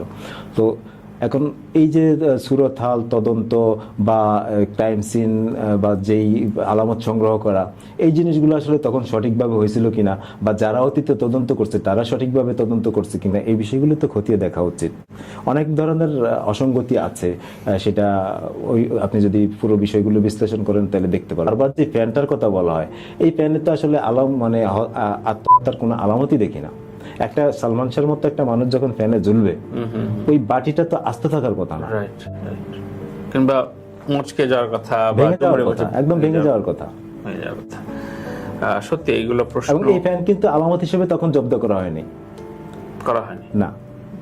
তো এত গুরুত্বপূর্ণ একটা আলামত, মানে যেভাবে বলা হয় যে এই ফ্যানে ঝুলে আত্মহত্যা করছে, দেখেন তখন কিন্তু মানে ওই বাসায় কারা উপস্থিত ছিল, যারা উপস্থিত ছিল তারাই কিন্তু বলছে যে সিলিং ফ্যানে ঝুলে আত্মহত্যা করছে। তাহলে সিলিং ফ্যানে যদি ঝুলন্ত একটা মানুষ থাকে, তার পরিবারকে জানানো উচিত ছিল না? প্রতিবেশী যারা আছে তাদেরকে জানানো উচিত ছিল না? বা প্রশাসনকে জানানো উচিত ছিল না? তো না জানায় তারা নিজেরাই ওইখান থেকে নামাইলো এবং নিজেরাই তেল মালিশ করলো, নিজেরাই পোশাক চেঞ্জ করলো, মানে ধোয়া মোছা করলো। তো এগুলি কিসের লক্ষণ? প্রশ্ন জাগে না? খুবই প্রশ্ন জাগে, এবং এই প্রশ্নের উত্তর আসলে সারা বাংলাদেশের মানুষেরা জানতে চায়। এই জন্যই আমি ওই কথাটা বলছিলাম যে যেই ঘটনা সালমান শাহের সাথে ঘটছে, সেম ঘটনা যদি ওই ফ্ল্যাটে সামিরার সাথে ঘটতো, তাহলে সালমান শাহ দায় এড়াতে পারতো, বা উনি ওই ঘটনা থেকে নিস্তার পেতেন, যেটা সামিরা এখন খুব সহজে এড়াইতে চাইতেছেন আত্মহত্যা বইলা। যে সেলিব্রিটি, যে মহানায়ক হিসেবে তাকে আরো মানে অন্যভাবে আর কি ট্রিট করা হয়েছে, যেটা হয়তো রিভার্স হলে আরো উল্টো দায়ী করতে সালমান শাহর উপরে। দেখেন ওই সময় ওনার উপরে কেন হামলা হলো, এই ঘটনাগুলি কি খতিয়ে দেখছে প্রশাসন? এই যে 3টা জায়গায় 3ভাবে হামলা হয়েছে, এবং কলাবাগানের যে হামলা, এই হামলায় ঠেকাতে গিয়ে ওনার হাতের তালু কেটে গেছিল। এই ঘটনাগুলি তখন বিভিন্ন পত্রপত্রিকায় আসছে, বিভিন্ন ম্যাগাজিনে আসছে, এবং তাকে নিয়ে যে ওই সময়ে যেই রসালো নিউজগুলো প্রকাশ করা হয়েছে, এবং এই যে বিয়ের বিষয়টা যেভাবে আসছে, এগুলো কারা, কেন, কিভাবে করছে, নেপথ্যে কারা কাজ করছে, এই বিষয়গুলো খতিয়ে দেখা উচিত ছিল না? মানে কেউ করিয়েছে এইরকম ব্যাপার। তাহলে বিয়ের মিথ্যা নিউজ কেন ছাপা হবে? বিয়ে যদি করেই থাকে তাহলে বিয়ের প্রমাণ কোথায়? প্রমাণ সহ নিউজ করবে না? একটা সিনেমার স্টিল ছবি দিয়ে বিয়ের নিউজ ছাপাই দিল, হয়ে গেল। খুবই প্রাসঙ্গিক কথা। ফারুক ভাই আমার সাথে একবার বিয়ে করে বলেছিল, পরে অবশ্য অন্যভাবে ব্যাখ্যা দিয়েছেন সেটি, যে না অল্প কিছু ছবি করেছে এবং সেটির সাথে কেউ কেউ শাকিব খানের তুলনা করে, কে বড় নায়ক। তো এইগুলো কি কুতর্ক কিনা, কুতর্ক মনে করো কিনা? অবশ্যই একেবারে কুতর্ক, এবং একটা মানে ক্ষণজন্মা মানুষ, খুব অল্প সময়ের ক্যারিয়ার, অল্প কিছু সিনেমায় অভিনয় করছেন, এবং উনি যে ব্যতিক্রম সেটা তো বিভিন্নভাবে উনি জানান দিয়েছেন। ওনার ফ্যাশন সেন্স, ওনার স্টাইল, এবং সময়ের চেয়ে এগিয়ে থাকা, ওনার অভিনয়, সবকিছু দিয়ে তো, এবং ওনার যেই মানে মানবিকতা, সবকিছু দিয়ে কিন্তু উনি আলাদা, উনি যে অন্যদের চেয়ে ব্যতিক্রম, সেটা কিন্তু জানান দিয়েছেন। তো এখন যেই মানুষটা অল্প সময়ের ক্যারিয়ারে এভাবে মারা গেলেন, সেই মানুষটারে অন্যদের সাথে তুলনা করার কি দরকার? যেই সাকিবের মানে সিনেমার ক্যারিয়ার কত, 26-27 বছর বয়স, তো তার সাথে আসলে তুলনা করার কি আছে? মানে এটা দেখি মাঝে মধ্যে অনেক ভক্তরাও করে আসে, এবং আমিও বিরক্ত হই যে এই আলোচনাটা কেন। মানে এইটা এখন তারা আসলে একটা বিষয় আমি জানি যে সালমান শাহ যখন ইন্ডাস্ট্রিতে খুব দুর্দণ্ড প্রতাপে দাবিয়ে বেড়াচ্ছেন, তখন কিন্তু ইন্ডাস্ট্রির সিনিয়র কিছু মানুষ তাকে জেলাস করতো, সেটা বিভিন্নভাবে প্রকাশ করত। এবং উনার মৃত্যুর এত বছর পরে, আজকে 30 বছর চলমান, এত বছর পরে সালমান শাহ নিয়ে আলোচনা, এখন ওনারা হয়তো ভাবে যে কি এমন সালমান শাহ যে তাকে নিয়ে আলোচনা করতে হবে। সালমান শাহ ভক্তদের বেশ বিরাগ রয়েছে। শুধু রুবেল না, ওনার বড় ভাই যে ওই ভদ্রলোকও, এখন উনি একজন সিনিয়র পার্সন এবং ইন্ডাস্ট্রির খুব সম্মানিত একজন ব্যক্তি। এখন এই ধরনের মানুষ থেকে যদি এই যে কুমিল্লা মানে বনাম ব্রাজিল এই ধরনের কথাবার্তা আসে, তো এই মানুষের প্রতি রেসপেক্ট কিভাবে থাকে? উনি তো বয়স হয়ে গেছে, আজ হোক কাল হোক মারা যাবেন। তো এই মানুষের মৃত্যু সংবাদে যদি হাহা দেয়, এটা তো আমারও খারাপ লাগবে। একজন মুক্তিযোদ্ধা, এবং সিনেমার খুব প্রবীণ একজন মানুষ। তো ওনাদের আসলে এইসব বিষয় নিয়ে কথা বললে খুব সচেতন থাকা উচিত, কারণ সালমান শাহর তো একটা ক্রেজ ছিল, আছে, এবং এত বছর পরেও তারে মানুষ ভালোবাসে মনে করে। এই যে প্রেস ক্লাবের যে মানববন্ধন বা এই যে সারা জেলায় জেলায় মানববন্ধন হচ্ছে, এই বিষয়গুলি কি ওনারা দেখে না? ওনারা কি এইটুকু অন্তত বোধ নেয় ওনাদের যে একটা মানুষকে কি পরিমাণ ভালোবাসলে মানুষ এইভাবে ছুটে আসে, একটা মানুষকে কি পরিমাণ ভালোবাসলে মানুষ নিজের জীবন উৎসর্গ করে, বা এত বছর পরেও তাকে নিয়ে এইভাবে আলোচনা হয়, ট্রেন্ডিংয়ে থাকে এই অনলাইন মিডিয়ার যুগে। তো এই বিষয়টা তো ওনাদের মেনে নেওয়া উচিত। আমি জানি যে ওনাদের ভিতরে খুব জেলাস ফিল হয়, সেই সময়কার মতো এখনো হয়, যে মারা গেছে তার নিয়ে এত মানে আলোচনার কি দরকার বা এত ইয়ের কি দরকার। এটা হয়তো বা ওনাদের ভিতরে কাজ করে, যার কারণে বিভিন্নভাবে প্রকাশ হয়ে যায়, প্রকাশ করে তারা। তো এই প্রকাশটা করে তারা নিজেদের শ্রদ্ধার জায়গাটা নষ্ট করতেছে। হ্যাঁ, আসলে দেখেন, শাকিব খান নিজে সালমান শাহকে সম্মান করে, এবং সালমান শাহ দেখা দেখি উনি ইন্ডাস্ট্রিতে আসছেন, যেই ভদ্রলোক নিজে বলে। তো যেই ভদ্রলোক তার মানে অসম্মানের জায়গায় রাখে, তো আসলে তার সাথে কেন তুলনা করতে হবে? আমি মনে করি সালমান শাহকে আসলে কারোর সাথে তুলনা করা উচিত না। সালমান শাহ সবকিছুর ঊর্ধ্বে। একদমই ধন্যবাদ নকিব। তোমার সাথে যতবারই সালমান শাহ প্রসঙ্গে আসে মনে হয় যেন আরো শুনি। আমি শেষ কথা শুনতে চাই। সালমান শাহকে যদি এই ঘটনা ঘটবার পরে থাকে না যে স্পিরিচুয়াল একটা কানেকশন তৈরি হয়েছে কোন একটা সময়, 3টি প্রশ্ন করার সুযোগ আছে সালমানকে, তুমি কি প্রশ্ন করতা? কোন 3টা প্রশ্ন করতা সালমান শাহকে? আমি প্রথমে অবশ্যই প্রশ্ন করতাম যে 5 সেপ্টেম্বর রাতে বা এই 6 সেপ্টেম্বর সকালে ওনার সাথে আসলে সত্যি কি ঘটছিল, সেই ঘটনাটা জানতে চাইতাম। এবং এই ইন্ডাস্ট্রিতে ওনার সত্যিকারের বন্ধু আসলে কারা ছিল, 2 নম্বর প্রশ্ন। আচ্ছা, এটা জানতে চাইতাম। আচ্ছা। এবং এই যে এত বছর পরেও মানে ওনারে নিয়ে যে ভক্তদের যে উন্মাদনা, ক্রেজ, এটা কি উনি সেই সময় মানে ফিল করতে পারছিলেন কিনা, বা উনি এখন অনুভব করেন কিনা? যে বছর পর্যন্ত তার ফ্যান বেসটা এত দূর থাকবে। এই যে মানুষের ভালোবাসা, এই যে বয়স্ক মানুষ চলে আসতেছে তার হত্যার বিচারের দাবিতে মানববন্ধনে, প্লে কার্ড নিয়ে দাঁড়াচ্ছে, এত বছর পরেও তার ভিউ কার্ড, ছবি, বিভিন্ন জিনিস সংগ্রহ করে রাখছে যত্নে। অনেকে নিজের বিবাহের ছবিও এত যত্নে রাখে না, তার ভিউ কার্ড যেভাবে যত্নে রাখে। তো এই জিনিসগুলি আসলে উনি মানে ফিল করেন কিনা, বা সেই সময় ফিল করতেন কিনা? চমৎকার, থ্যাংক ইউ নকিব। আমি আসলে শোটা সবসময় শেষ করি আমাকে একটি প্রশ্ন রাখতে দিয়ে। সো আমার নাম তানভীর তারেক। তুমি যে কোনো প্রশ্ন, অবশ্যই সালমান শাহ প্রাসঙ্গিক একটা প্রশ্ন করতে পারো। আমি আপনার এই সালমান শাহ সংশ্লিষ্ট বিষয়ে আমি মানে যখন জানলাম যে আপনি রবি আরমানের একটা প্রজেক্টে কাজ করছেন, আপনি সেখানে গান গাইছেন, এবং সালমান শাহ রিলেটেড বিষয়গুলো আপনি খুব ভালোভাবে তখন থেকে জানেন। তো আমার যেটা প্রশ্ন, যে রবি আরমানের এই প্রজেক্টে কিভাবে আপনি যুক্ত হলেন, বা আপনার এই সালমান শাহর প্রতি জানাশোনা বা সেই সময়টা আসলে জানতে চাইতেছি। আচ্ছা, না, সালমান শাহকে আমি ইন্ডাস্ট্রিতে পাইনি আমি যখন শুরু করি। তো কিন্তু ওই যে ফ্যানাটিক তো অবশ্যই থাকে, এবং খুবই ইচ্ছা ছিল যে তার সাথে যারা সম্পৃক্ত তাদের সাথে তৈরি করার। এবং তখন আমি আসলে ভোরের কাগজে লিখতাম, এবং ভোরের কাগজ থেকে একদিন ইনকিলাবে একটা কাজে সম্ভবত পূর্ণিমা পত্রিকা বেরোতো, এবং সাপ্তাহিক পূর্ণিমার কিছু পুরনো সংখ্যা আমি কালেক্ট করতে যাই। এবং কালেক্ট করতে যাওয়ার সময় রবিদা তখন ছিলেন, রবি ভাই তখন অফিসে ছিলেন, এবং তো আমি অনেক প্রসঙ্গ নিয়ে সালমান শাহ প্রসঙ্গই চলছিল। আমি তখনও জানি না যে উনি রবি আরমান এবং সালমান শাহ এত ক্লোজ ছিলেন।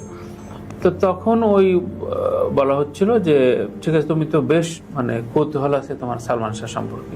হ্যাঁ, থাকবে না, কারণ আমি তখন খুবই মিউজিক নিয়ে বাচ্চু ভাইদের সাথে কনসার্ট রিভিউ করি। আমি বললাম যে হ্যাঁ, অবশ্যই থাকাটা উচিতই। তো তখন বললো যে তুমি তো গান লেখো। হ্যাঁ, আমি গান লিখছি, আমার তখন একটা অ্যালবামের কাজ চলছে, আমি তোমাকে একটা প্রজেক্টে ডাকবো, তুমি যোগাযোগ রাখো। তো যোগাযোগ আর হয় নাই, কিন্তু উনি মনে রেখেছে। তো একটা পর্যায়ে তখন তো ডিভিডি বেরোতো, এবং ডিভিডি আকারে এই প্রজেক্টটা বেরিয়েছিল, ডকুমেন্টারিটা।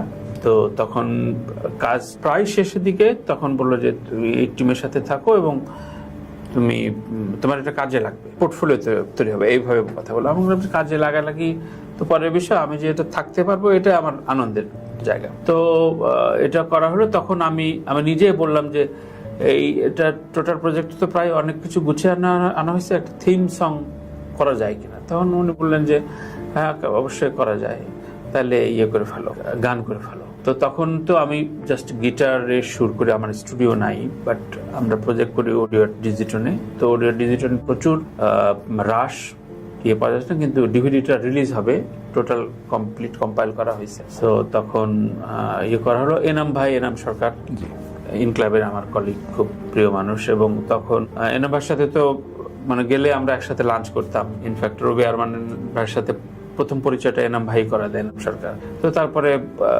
কথা উঠলো যে এরকম একটা গান করতেছি, তাইলে লিনির সাথে আমার তখন লিনি সাবরিন তখন প্রায় সময় কথা হতো, এবং তারপরে লিনি আর আমি গাই। তো এনাম বললো হ্যাঁ খুবই ভালো হয়। তো শিয়াব রিপন ভাই কম্পোজিশন করে, আমার সুর। আমরা মগবাজার ওই সালমান শাহর বাড়ির কাছে স্টুডিওটা, তখন আমরা টানা 2 দিন কাজ করি, আমি আর লিনি ওই স্টুডিওতে গান গাই। আমার সম্ভবত ওটা সেকেন্ড কোনো গানে ভয়েস দেয়া, এবং আমি একটা খুব প্রথম গানটা রিলিজ হয় নাই, কিন্তু আমার কণ্ঠে রিলিজ গান কিন্তু ওইটাই প্রথম। আচ্ছা, মানে কণ্ঠে আমি কোনো গান ভয়েস দিই। সো ও সালমানে আমি একটা শুট ছিল, সেটাও ভুলে গেছি, বাট ওই ডিভিডিটা আমার সংগ্রহে নাই। আমার কাছে বেশ কিছু ডিভিডি ছিল। তো আমি তখন ম্যাচে থাকতাম, তো আমার 10টা ডিভিডি আমি কালেক্ট করে আমার টেবিলে রাখছিলাম। মনে আছে যে প্রথম 2 সপ্তাহের ভিতরে দেখি যে 5-6টার মতো উধাও, 4টা আমি তখন ড্রয়ারে আটকে রাখলাম। এরপরে আর আমার কাছে এখন পর্যন্ত নাই। আমি স্ট্যাটাস দেওয়ার পর রবি রহমানের ছেলে আমার সাথে যোগাযোগ করেছে যে আমি শুনলাম আপনাদের লেখাটা পড়লাম, আমি আপনার সাথে কিছু কথা বলতে চাই। তো সম্ভবত হ্যাঁ, সো ফেসবুকে এখনো আছে। তো এই গত 3 দিন আগে কথা হলো, তো বললো যে আমি সময় করে সে আমাকে ফোন দেবে, আমি নিশ্চয়ই এই বিষয়ে জানতে চাইবে। কেউ লিখছেন যে কমেন্টে জানতে চাইছেন যে রবি আরমান তো আত্মহত্যা হিসেবে স্টাবলিশ করেছেন, আপনি আবার এটাকে নিয়ে। আমি লিখেছি যে এটা নানান প্রশ্নে প্রশ্নবিদ্ধ, অবশ্যই এটা আত্মহত্যা না, আমার কাছে পার্সোনালি মনে হয়, যেহেতু আমরা একটা 2 ভাই আড্ডা দিচ্ছি। সো ওই প্রসঙ্গ নিয়ে আমি লিখছি যে এটা একটা সুরাহা হওয়া উচিত। মানে তোমার নিশ্চয় মনে আছে যে মুনির খুকু অনেক দিন পর কিন্তু এটা বিচার হয়েছে। সো আমি মানে আশা রাখতে পারি, আমাদেরও বয়স হচ্ছে, আমরা আশা রাখতে চাই যে এটার একটা সত্যিকার অর্থেই সুরাহা হোক, একটা প্রকৃত তদন্ত বেরিয়ে মান্য আদালত একটা প্রকাশ করুক। আমার একটা কথা, এই মৃত্যু যেভাবেই হোক, দায় তো অবশ্যই কারো না কারো আছে। ডেফিনেটলি সেই দায় কি তারা এড়াতে পারে? সেটা ফিল্ম ইন্ডাস্ট্রির লোক হোক, বা সামিরা হোক, বা অন্য কেউ হোক। ওই বিবরণটাই আমরা জানতে চাই, যে মানুষটাকে তো আর আমরা পাবো না, কিন্তু ওই বিবরণটা আসলে জানতে চাই যে কোন শোকে বা কোন অভিপ্রায়ে তাকে হত্যা বা আত্মহত্যা করা হচ্ছে, যেহেতু এখনো মামলাধীন রয়েছে। ধন্যবাদ নকিব। খুব আসলে আমরা কথা বলছিলাম, মনে হচ্ছিল সালমান শাহ বোধহয় আশপাশে আছে, ওই জন্য কথাবার্তাগুলো বলতে ভালো লাগে। Thank you. নিশ্চয়ই ধন্যবাদ প্রিয় দর্শকবৃন্দু, আমাদের ফুল ভিডিওটি দেখার জন্য আপনাকে জানাই অসংখ্য ধন্যবাদ। তো বন্ধুরা, দীর্ঘ সময় আমাদের ভিডিওটি দেখতে পেয়েছেন। সালমান শাহকে নিয়ে দীর্ঘ সময় যে ভিডিওটি ছিল, যে বাংলাদেশের চিত্রনায়ক এবং 90 দশকের সুপারস্টার সালমান শাহ, তিনি দীর্ঘদিন আগেই প্রায় 30 বছর আগে আমাদেরকে ছেড়ে চলে গিয়েছেন। তার মামলা এখনও হাইকোর্ট আদালতে রানিং চলতেছে। অনেকেই বলতেছে সালমান শাহ সে নিজে থেকেই পৃথিবীর মায়া ত্যাগ করে চলে গেছেন, আবার অনেকেই বলতেছে তাকে ষড়যন্ত্র করে পৃথিবী থেকে বিদায় করে দেওয়া হয়েছে। সেক্ষেত্রে অনেকটাই কিন্তু বাংলাদেশের চলচ্চিত্র খল অভিনেতা ডনকে দোষারোপ করা হচ্ছে, এবং সালমান শাহর মামলায় ডনকে কিন্তু রীতিমধ্যে 4 নাম্বার আসামি করা হয়েছে, এবং ডন গ্রেপ্তারও হয়েছেন। যাই হোক বন্ধুরা, আপনারা কি মনে করেন সালমান শাহ নিজেই চলে গেছে, নাকি তাকে ষড়যন্ত্র করে পাঠানো হয়েছে? অবশ্যই কমেন্ট বক্সে কমেন্ট করে জানিয়ে দিন। ধন্যবাদ।